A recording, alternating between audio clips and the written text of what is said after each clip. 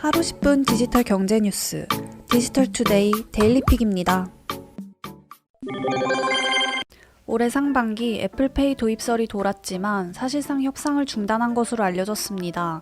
금융권에 따르면 올 상반기 모 시중은행은 애플페이 도입을 추진한 것으로 알려졌습니다. 모 금융지주도 애플페이를 독점적으로 선보이기 위해 애플과 상당 기간 협의를 진행한 것으로 전해졌었죠. 금융사들이 애플페이를 주목하는 이유는 혁신적인 이미지와 충성 고객 때문입니다. 국내 애플 스마트폰 사용자는 300만 명 정도로 추산되는데요. 금융사 입장에서는 애플페이를 도입할 경우 애플이 가진 브랜드 이미지를 활용함과 동시에 충성도 높은 고객을 확보할 수 있다는 계산이 나옵니다. 하지만 여러 금융사들이 애플페이 도입을 추진했으나 번번이 실패했습니다. 지난 2017년 카드사들은 애플과 협상을 벌였으나 수수료와 NFC 단말기 보급 등의 문제로 결렬됐습니다. 당시 애플은 카드사의 0.15% 결제 수수료와 3천억 원으로 추산되는 NFC 단말기 보급 비용을 부담하라고 요구했습니다. 애플페이의 한국 상륙은 앞으로도 쉽지 않을 전망입니다. 코로나19 사태 장기화로 원활한 협상이 어려워졌기 때문이죠. 여기에 국내 페이 시장 포화로 애플페이 상륙 효과에 의문이 생기면서 지지부진해진 것으로 관측됩니다. 개정 여객자동차 운수사업법 시행을 앞두고 플랫폼 가맹택시 서비스 경쟁이 뜨겁습니다. 기존 사업자인 카카오 모빌리티와 KST 모빌리티에 더해 타다 운영사 VCNC, 반반택시 운영사 코나투스 등이 사업 인가를 받고 시장에 가세한 상황입니다. 택시 수는 한정돼 있지만 시장 플레이어는 늘어나고 있는 데다 기존 택시 서비스만 가지고는 기업 차원에서도 수익을 올리기 만만치 않은 상황입니다. 이용자를 유치하기 위한 서비스 차별화 경쟁이 보다 치열한 양상을 보일 것으로 예상됩니다. KST 모빌리티 마카롱 택시는 지난 7월 펫택시를 선보였습니다. 반려동물 2마리까지 동반 탑승이 가능한 서비스입니다. 예약비는 2,000원, 서비스 이용 요금은 1만원이며 택시 운행 요금은 미터기 요금에 따라 산정하는 식입니다. 우버의 행보도 주목됩니다.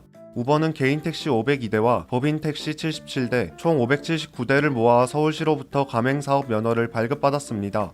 내년 1월부터 본격적으로 사업을 개시합니다. 장애인과 유아를 위한 교통약자 전용 택시, 반려동물 동승이 가능한 펫택시, 공항 및 웨딩카 등 시간 구간제 대절 택시 등 택시를 활용한 다양한 부가 서비스를 제공할 예정입니다.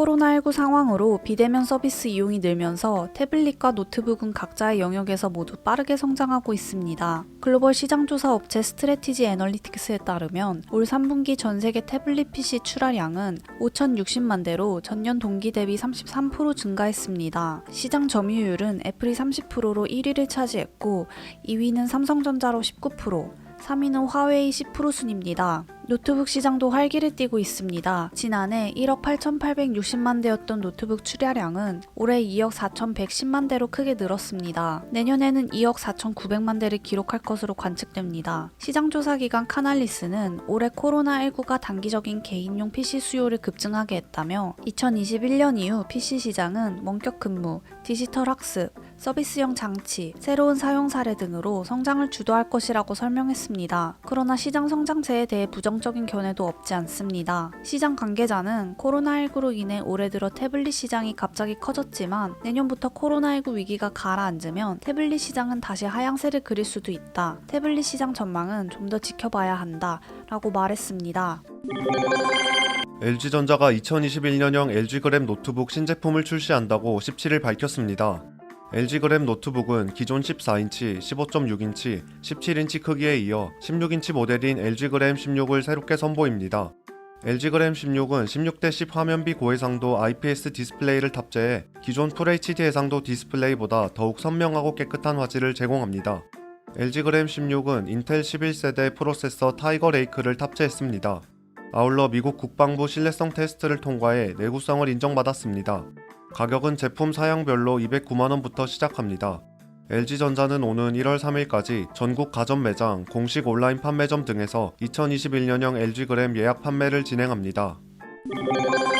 SK텔레콤이 크리스마스를 맞아 초등학교 고학년에 꼭 맞는 LTE 주니어 폰을 출시했습니다. 삼성 갤럭시 A21S 잼인데요. 6.5인치 디스플레이에 5000mAh 대용량 배터리, 그리고 4800만 화소 쿼드 카메라를 탑재했습니다. 출고가는 31만 4,600원입니다. 17일부터 22일까지 공식 온라인 스토어 T다이렉트 샵에서만 사전 예약을 진행하며 예약 고객은 크리스마스 이브에 산타 배송 서비스를 제공받을 수 있습니다.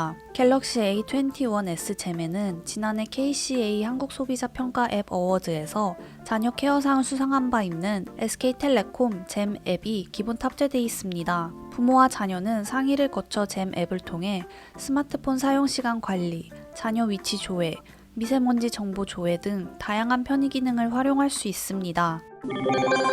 중국 무인 달 탐사선 창어 5호가 17일 새벽 달 표면 샘플을 싣고 지구로 무사히 귀환하면서 44년 만에 달 탐사 꿈을 이뤘습니다.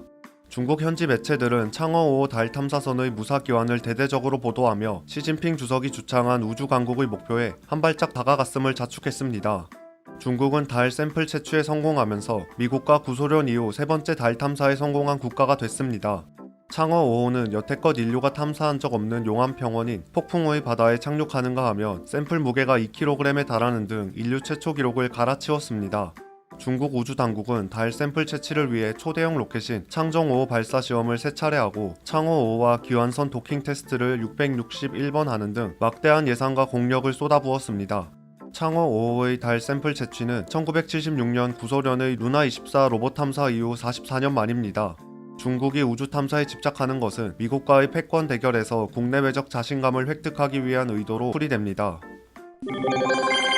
연말 가상자산 상승세가 좀처럼 멈출 기미를 보이지 않고 있습니다. 비트코인은 지난 2017년 12월 이후 3년 만에 드디어 2만 달러를 돌파했는데요. 이더리움을 포함한 주요 알트코인 역시 가파른 상승세입니다. 시가총액 기준 상위 탑10 가상자산 모두가 적게는 5%, 많게는 20% 이상 올랐습니다. 최근 가상자산 상승세에 대한 원인 분석에는 여러 해석이 나오는데요. 공통적인 요인으로는 과거 2017년 폭등세 당시와 달리 가상자산 시장 거품이 많이 줄었고 기관 자금이 유입되고 있으며 코로나19 팬데믹 상황에서 대안적 투자처를 찾는 수요가 늘었다는 분석 등이 있습니다. 여기에 12월 들어 가상자산 가치가 상승하자 상승이 상승을 부르는 추격 매수 분위기가 개인 투자가에게 영향을 끼치고 있다는 점도 적잖이 작용하고 있습니다. 내년 전망도 밝다고 하는데요. 바이든 행정부 출범으로 미국 증권거래위원회의 비트코인 ETF 승인, S&P 지수, 다우존스 지수 등 주요 지수에 가상자산이 포함될 것으로 보입니다. 이를 통한 대규모 기관 자금 유입은 과거 2017년 비트코인 랠리 당시와는 확실히 구별되는 양상입니다. 코로나19 팬데믹이 지속되면서 미국을 포함한 주요 국가의 양적 완화 역시 비트코인을 포함한 가상자산 호황을 부추기고 있습니다. 대체 투자처로 자산 가치 저장소 역할을 인정받은 비트코인이 더욱 주목받을 것이라는 것이 상승 긍정론을 떠받치고 있습니다. 정부는 17일 전기요금 체계 개편안을 내놓았습니다. 월 평균 350kW의 전력을 쓰는 4인 가구의 월 전기요금은 현행 제도에서 기본요금 1,600원과 전력량요금 46,845원을 더해 48,445원이 부과됩니다. 여기에 부가가치세, 전력기금 1,790원을 더하면 총 청구 금액은 55,080원입니다. 내년에는 같은 조건에서 전기요금이 1,080원 줄어듭니다. 1월에는 기본요금이 1,600원으로 동일하지만 전력량 요금에 변동이 생깁니다. 먼저 기후, 환경 비용이 분리되면서 전력량 요금에서 환경 비용이 빠집니다. 대신 고지서에는 기후, 환경 요금이란 항목이 새로 생깁니다. 연료비 연동제 도입에 따른 연료비 조정액 항목도 고지서에 신설됩니다. 또한 1월부터 킬로와트당 마이너스 3원의 연료비 조정이 이뤄집니다. 결과적으로 최종 청구 금액은 54,000원이 되는데요. 전기요금 개편 전과 비교하면 청구액이 1,080원 내려간 것입니다. 계절별로 환경비용과 연료비 조정액에 따라 기본요금도 조정될 예정입니다. 국제유가도 오를 가능성이 큽니다. 이때는 전기요금도 오르게 됩니다. 행복한 하루 디지털투데이였습니다.